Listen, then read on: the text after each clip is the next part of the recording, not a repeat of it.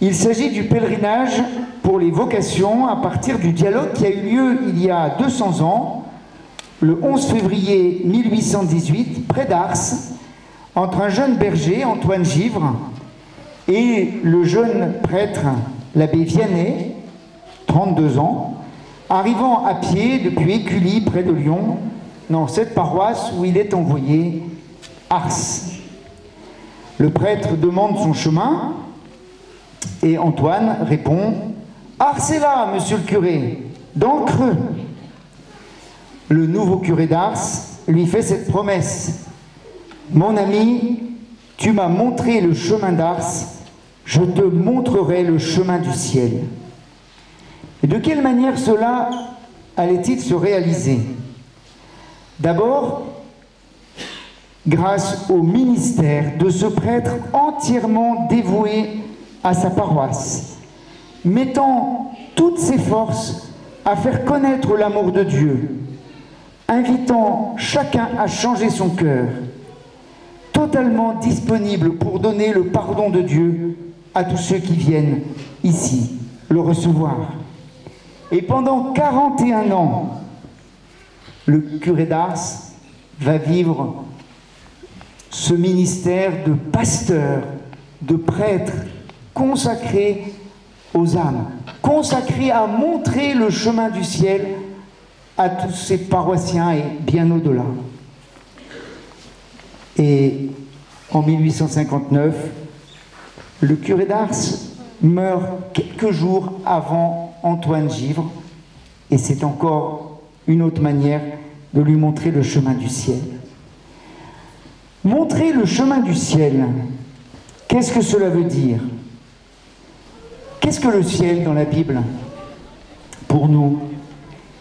Nous pouvons écouter la petite musique de la Bible dès les premiers versets. Au commencement, Dieu créa le ciel et la terre. Oh, c'est assez révolutionnaire parce que on pensait que les astres, tout ça, c'était des divinités, et la Bible révèle que les astres, en fait, et le ciel, le firmament, la nuit, le jour, c'est l'œuvre de Dieu. C'est Dieu qui crée en séparant et en faisant ce cosmos dans toute sa complexité, l'infiniment grand, l'infiniment petit. Le ciel est créé par Dieu. Les psaumes nous le disent. Bénis le Seigneur, ô mon âme. Mon Dieu, tu es si grand. Tu as pour manteau la lumière. Comme une tenture, tu déploies les cieux. Ou bien, un autre psaume, tout ce que veut le Seigneur, il le fait. Au ciel, sur la terre, dans les mers, jusqu'au fond des abîmes. Et puis, petit à petit, on comprend que le ciel est créé par Dieu, mais qu'il est présenté comme la demeure de Dieu, comme pour une image. Par exemple, en autre psaume, notre Dieu, il est au ciel. Tout ce qu'il veut, il le fait. Ou bien, dans Isaïe, le ciel est mon trône, et la terre l'escabeau de mes pieds. Et puis, on sent ce désir. Ah, si tu déchirais les cieux, si tu venais parmi nous. Et c'est alors que Jésus vient.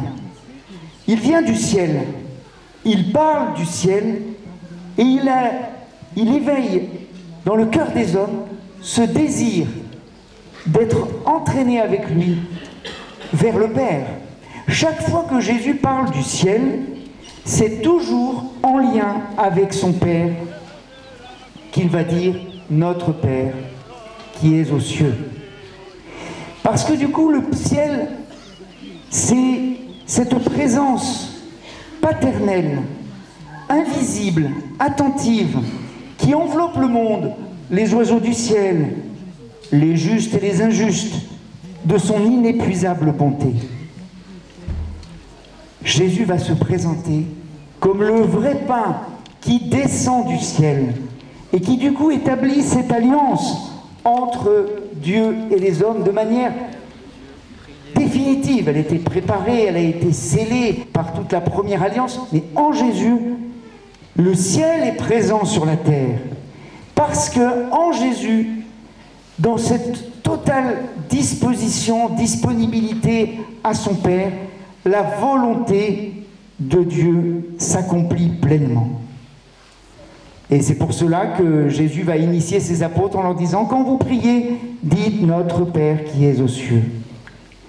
Et il fait découvrir cette alliance définitive, plénière, qui s'accomplit dans la personne même de Jésus. Le catéchisme nous dit, le symbole des cieux nous renvoie au mystère d'alliance que nous vivons lorsque nous prions notre Père. Ça, c'est intéressant de le regoûter quand nous savourons cette prière des enfants de Dieu, le Notre Père. Et Jésus établit vraiment cette communication, puisque l'Évangile dit dans Saint Jean, « Nul n'est monté au ciel, sinon celui qui est descendu du ciel, le Fils de l'homme. » Et quand Jésus livre sa vie, et qu'il se montre vivant, après sa mort et sa résurrection, et qu'il se montre vivant pendant 40 jours, il va y avoir ce moment où les disciples le voient s'élever au ciel. Nous allons le fêter dans quelques jours. C'est l'Ascension, qui est bien racontée dans les Actes des Apôtres. Non sans leur avoir fait une promesse, vous allez recevoir une force quand le Saint-Esprit viendra sur vous. Vous serez alors mes témoins à Jérusalem, dans toute la Judée, la Samarie et jusqu'aux extrémités de la terre. Et c'est alors que les apôtres le regardent, ils s'élèvent et une nuée le soustrait à leurs yeux. Et il va falloir que des anges viennent dire « Galiléens, pourquoi restez-vous là à regarder le ciel? Ce Jésus qui a été enlevé au ciel d'auprès de vous viendra de la même manière que vous l'avez vu s'en aller vers le ciel. » C'est cette inauguration d'un monde nouveau que Jésus, dans toute sa personne, dans tout ce qu'il dit, dans tout ce qu'il fait, dans les gestes de guérison, tous les signes qu'il a posés, jusque dans son mystère pascal, sa mort-résurrection, qui nous associe pleinement à cette participation et que nous devenons par Jésus, en quelque sorte, les habitants d'une nouvelle terre et avec des cieux nouveaux. C'est ce qu'on trouve à la fin de la Bible dans l'Apocalypse, quand il y a cette vision. Alors j'ai vu un ciel nouveau, une terre nouvelle, car le premier ciel et la première terre s'en étaient allés, et de mer il n'y en a plus. Et la ville sainte, la Jérusalem nouvelle, je l'ai vue qui descendait du ciel, d'auprès de Dieu, prête pour les noces comme une épouse parée pour son mari. Voici la demeure de Dieu parmi les hommes, il demeurera avec eux, ils seront son peuple, et lui-même, Dieu sera avec eux, sera leur Dieu. Ainsi nous comprenons que pour nous, le ciel, ça n'est pas un lieu pour nous évader, mais que c'est l'horizon de notre vie. C'est déjà l'aujourd'hui de notre vie grâce à Jésus.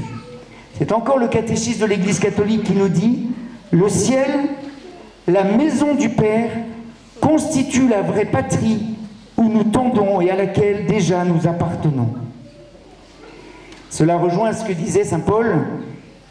Notre cité se trouve dans les cieux, d'où nous attendons ardemment comme sauveur le Seigneur Jésus, qui transfigurera notre corps de misère pour le conformer à son corps de gloire, avec cette force qu'il a de pouvoir se soumettre à l'univers.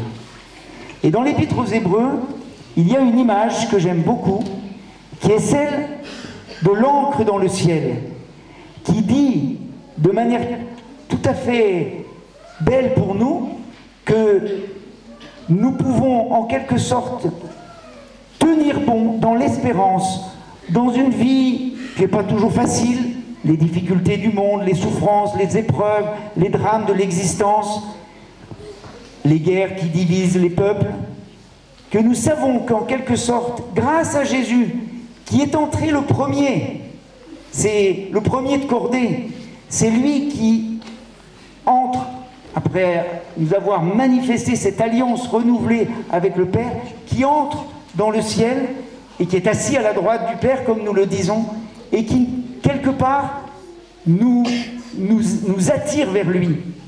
C'est ce que dit l'Épître aux Hébreux, cette espérance, nous la tenons comme une ancre sûre et solide pour l'âme. Elle entre au-delà du rideau dans le sanctuaire où Jésus est entré pour nous en précurseur.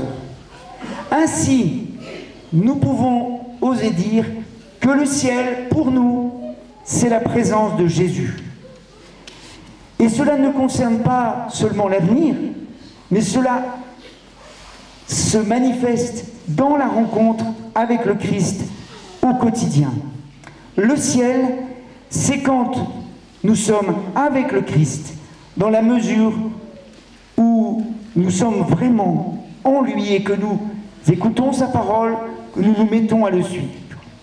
On découvre cela et on comprend cela à travers l'histoire des saints, que l'évangile n'est pas seulement un message, comme ça, une communication, mais c'est l'événement même du salut qui nous est donné, qui change notre vie.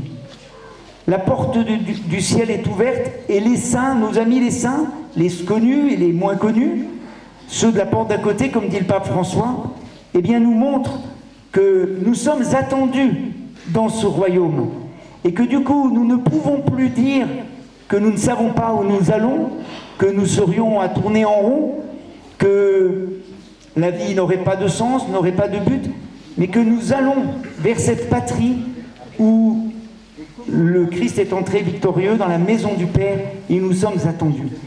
En quelque sorte, la clé pour la pastorale des vocations, pour que chacun redécouvre la grâce que le Seigneur lui fait, l'appel que le Seigneur lui adresse, quel qu'il soit, c'est de découvrir cette vocation profonde de notre vie, que nous avons été créés par amour et que nous sommes attendus dans la maison du Père. Et que notre chemin sur la terre consiste à nous entraîner les uns les autres pour aller dans cette maison où le Seigneur nous attend. C'est pour cela que je voudrais vous partager une parole clé du Notre Père qui, justement, manifeste que nous sommes chargés, comme disciples de Jésus, de faire venir chaque jour sur notre terre déjà la lumière de l'amour de Dieu du ciel. C'est quand Jésus nous invite à prier en disant « Que ta volonté soit faite sur la terre comme au ciel ». Le pape Benoît XVI explique ça comme ça. Il existe une volonté de Dieu avec nous et pour nous qui doit devenir le critère de notre vouloir et de notre être. Et la caractéristique du ciel, c'est que la volonté de Dieu y est faite pleinement. Et du coup, là où la volonté du Dieu est faite, où nous essayons de la faire par la grâce de Dieu, de l'Esprit Saint qui travaille nos cœurs, là est le ciel. L'essence du ciel est d'être une seule chose avec la volonté de Dieu. Union entre volonté et vérité. La terre devient ciel uniquement si et dans la mesure où la volonté de Dieu y est faite. Tandis qu'elle n'est que terre, opposée au ciel, dans la mesure où elle se soustrait à la volonté de Dieu. C'est pour cela que nous demandons que sur la terre il en soit de même qu'au ciel, que la terre devienne ciel. Dire cela, ça n'est pas nous évader, c'est accomplir notre mission, notre vocation de baptiser. Nous découvrons que le ciel est l'accomplissement définitif de notre existence humaine par l'amour accompli à quoi tend la foi.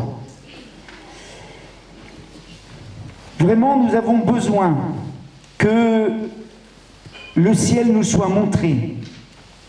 Et nous sommes ensemble, frères et sœurs, responsables de montrer le ciel autour de nous.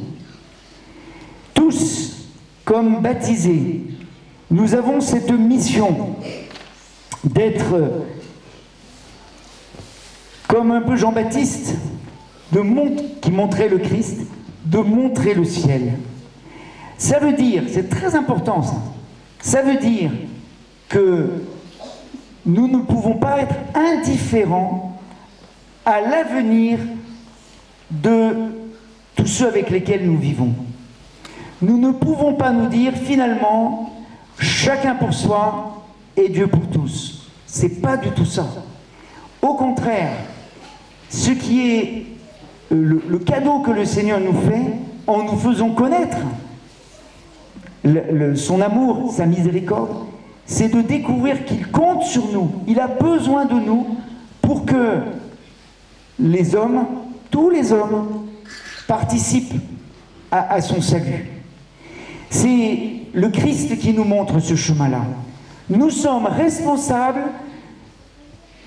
que nos frères et sœurs aillent au ciel. Nous sommes responsables que celles et ceux qui, pour l'instant, ne connaissent pas le Christ, puissent le connaître, puissent le découvrir, pour justement connaître le bonheur d'avoir un jour la joie d'être rassemblés dans le royaume des dieux.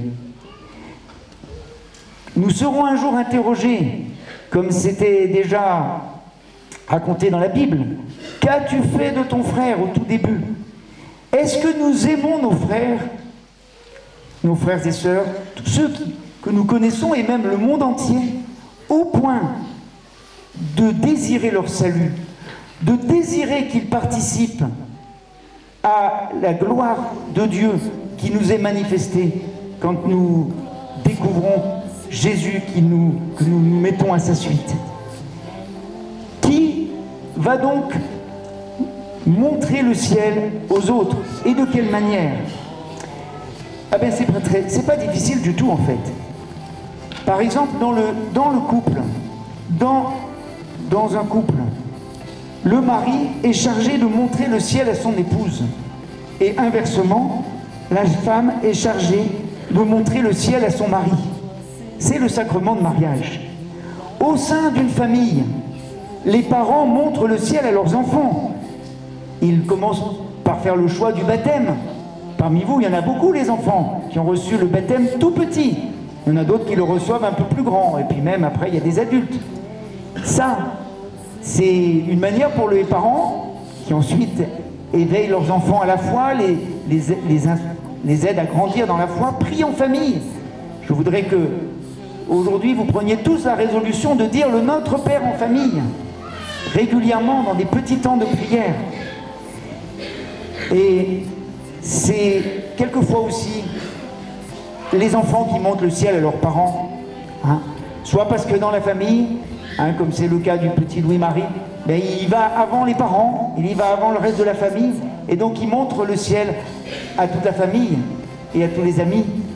Ou bien, j'ai ce petit récit de ces jeunes parents qui ont accompagné leur enfant, ça c'est pas dans notre diocèse, qui souffrait d'une maladie génétique rare et sévère, et ils ont découvert ce que cela voulait dire d'accepter la volonté du Seigneur, qui n'a pas été de guérir leur petit Gaspard sur la terre, mais de lui donner une autre fécondité. Et ils ont compris, voilà, ce que voulait dire que ta volonté soit faite sur la terre comme au ciel.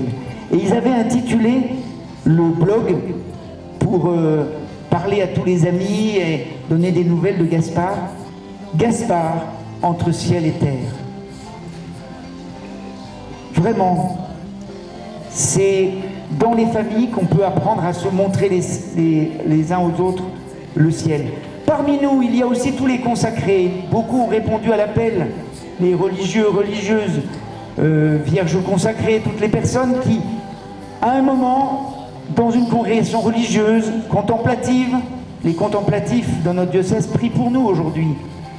Les moines de Trior ou d'Aiguebel, ou les Clarisses, les dominicaines, mais aussi tous les religieux apostoliques qui, en fait, en faisant le choix d'une vie complètement donnée à Dieu, complètement pour le Seigneur, dans le service des pauvres, dans l'éducation des enfants et des jeunes, nous disent, en quelque sorte, la direction du ciel.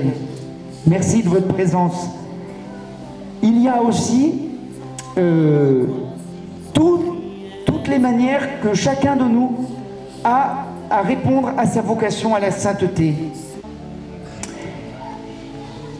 Vous savez que le pape François vient de nous écrire une nouvelle lettre et comme d'habitude le titre c'est la joie. Alors cette fois c'est que la joie. Il y avait eu la joie de l'évangile, il y a eu la joie de l'amour, maintenant c'est réjouissez-vous et soyez dans l'allégresse. Et alors il nous parle de l'appel à la sainteté. Et ça c'est essentiel que chacun se dise le Seigneur m'aime d'une manière unique et la manière dont je vais répondre à son appel va entraîner les autres dans le chemin vers le ciel, vers le royaume de Dieu. Et le pape François recite ce passage du Concile qui dit « Le bon vouloir de Dieu a été que les hommes ne reçoivent pas la sanctification et le salut séparément, c'est ce que je vous disais tout à l'heure, chacun pour soi et Dieu pour tous, hors de tout lien mutuel. Il a voulu en faire un peuple qui le connaîtrait selon la vérité et le servirait dans la sainteté. » Et donc, découvrir que nous sommes tous appelés à la sainteté avec ce que nous sommes, avec même aussi, malgré nos imperfections et nos péchés, mais que chacun va répondre à la vocation en choisissant un métier qui va le tourner vers les autres, en fondant une famille, en se mettant chaque jour sous la volonté de Dieu. C'est ainsi qu'il, mystérieusement, silencieusement, là où il est, pas à travers les hauts et les bas, chacun entraîne le monde vers le ciel. C'est beau de découvrir ça, que un malade qui souffre sur sang à l'hôpital, une personne qui travaille la terre, à partir du moment où il aime ses frères là où il est, à partir du moment où il ouvre son cœur à l'amour de Dieu, il entraîne tout le peuple de Dieu vers le ciel. La sainteté, nous dit le pape François, est le plus beau visage de l'Église et le plus sûr moyen, j'ajouterais, de montrer le Christ et de se laisser envahir par la sainteté de Dieu. Le plus sûr moyen de nous entraîner tous vers le royaume de Dieu. Et c'est pour ça que j'aime bien donner ces petites images où il y a écrit cette prière que nous pouvons reprendre de la liturgie. Seigneur, donne-nous la claire vision de voir ce que tu attends de moi, ce que tu me demandes, et la force de l'accomplir. Bien sûr, pour que le ciel soit montré d'une manière claire, sûre, le Seigneur a eu cette idée d'appeler ses apôtres qui ont transmis la mission à leurs successeurs et qui ont appelé ces apôtres, successeurs des apôtres que sont les évêques, les prêtres et les diacres. Et parmi ceux qui doivent montrer le ciel, les ministres de l'Église ont un rôle particulier. Par la parole, prêcher, annoncer l'Évangile, c'est montrer le Christ, c'est montrer comment le Seigneur est là, présent dans la vie des uns, des autres, appelant chacun à avancer, à sortir de ses difficultés, à reprendre courage. Les prêtres montrent le Christ par leur vie donnée, dans le choix du célibat, qui est comme un signe des épousailles avec l'Église, pour montrer cet amour débordant du Christ pour l'Église, en accompagnant les uns et les autres. Les prêtres, je leur dis merci ici, c'est une belle occasion, il y en a beaucoup parmi vous, qui sont là, qui au quotidien vous accompagnent, cheminent avec vous, avec une famille, au moment de la joie d'une préparation de mariage, d'un baptême, dans toutes ces étapes de la vie, des communions, des professions de foi, des confirmations, mais aussi tous les événements des familles. Et je pense que la pastorale des vocations passe par ce compagnonnage, cette amitié simple, chaque fois que vous accueillez aussi un prêtre à votre table, que vous lui permettez de vivre des moments gratuits à plusieurs familles, dans des sorties, dans des balades. Il y a aussi le foot, il y a plein de choses. Tout ce qui est ce quotidien, des prêtres qui ne sont pas au-dessus ni à côté, mais qui sont au milieu du peuple et qui disent, par leur vie, par leur manière de prier, d'entraîner dans la prière, montre le chemin du ciel. Vous savez, quand Jésus dit, quand on te demande de faire 1000 pas, fais-en 2000. Eh bien, je vois que c'est souvent cela, le ministère des prêtres. On vous demande ça, mais en fait, ils vont vous entraîner un petit peu plus loin, on va faire un petit bout de route, et en fait, on va en faire un peu plus encore. Et d'ailleurs, souvent, c'est en fait vous-même qui prenez votre part à ce moment-là à la mission, qui êtes des acteurs pour l'évangélisation. Les prêtres montrent le Christ en donnant les sacrements, le baptême, le pardon, en présidant l'Eucharistie, en conduisant la communauté, en collaborant avec les laïcs pour discerner quels sont les chemins de la mission, et par tous ces dialogues de salut qui permettent à des jeunes de s'orienter. Je me rappelle, sur la cour de récréation, quand j'étais au collège à Roanne, il y avait un vieux missionnaire qui avait été au Cambodge. Alors, bien souvent, il y avait un moment de la récréation, je ne sais pas comment il s'arrangeait, mais on était tout un groupe autour de lui, et il nous racontait les aventures de la mission. Est-ce que cela a contribué à éveiller dans mon cœur ce désir? Je ne suis pas parti au Cambodge, je suis dans la Drôme. C'est une belle aventure. Il y a de quoi faire. Je suis encore loin d'avoir tout découvert. Eh bien, vous voyez, dans ces petits dialogues, c'est là que s'allume dans le cœur des enfants, des jeunes aussi, ce désir de se donner.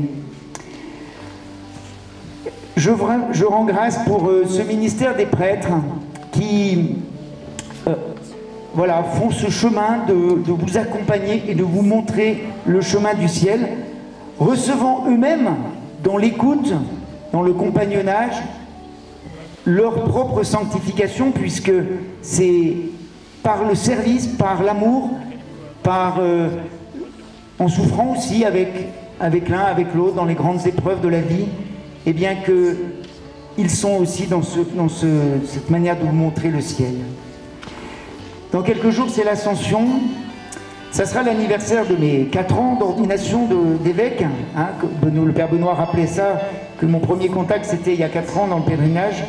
Eh bien, je me laisse moi-même questionner sur la manière de vous montrer le ciel dans les visites pastorales, quand je rencontre, comme c'était le cas ces derniers jours à Sainte-Anne-de-Bonlieu, avec un peu toutes les composantes d'une communauté paroissiale, où je vois comment l'esprit vous conduit, comment l'esprit de Pentecôte travaille aujourd'hui les communautés, comment il y a une nouvelle audace pour être cette église qui va à la rencontre, qui n'attend pas derrière un guichet, mais qui va dialoguer avec les uns et les autres dans leur questionnement. Voilà comment cette église montre le ciel aujourd'hui. Donc, je terminerai juste en vous invitant tous à une fidélité particulière à l'Eucharistie. Parce que c'est dans l'Eucharistie que nous apprenons à devenir citoyens du ciel. C'est dans l'Eucharistie que se jouent aussi les grandes décisions. C'est Sainte Élisabeth de la Trinité qui dit « L'Eucharistie est le lieu des grandes décisions ». C'est dans l'Eucharistie que nous nous accrochons au Christ. Vous savez, on commence par chanter la gloire de Dieu, gloire à Dieu au plus haut du ciel, pour que ce soit la paix sur la terre. Nous chantons avec les anges qui sont dans le ciel, Saint, Saint, Saint le Seigneur. Et ensuite, nous nous laissons prendre par le Christ qui est dans cette grande prière qui s'adresse au Père, qui est la prière eucharistique, et qui se termine par le moment de la communion. Notre Père qui es aux cieux, Que ta volonté soit faite sur la terre comme au ciel.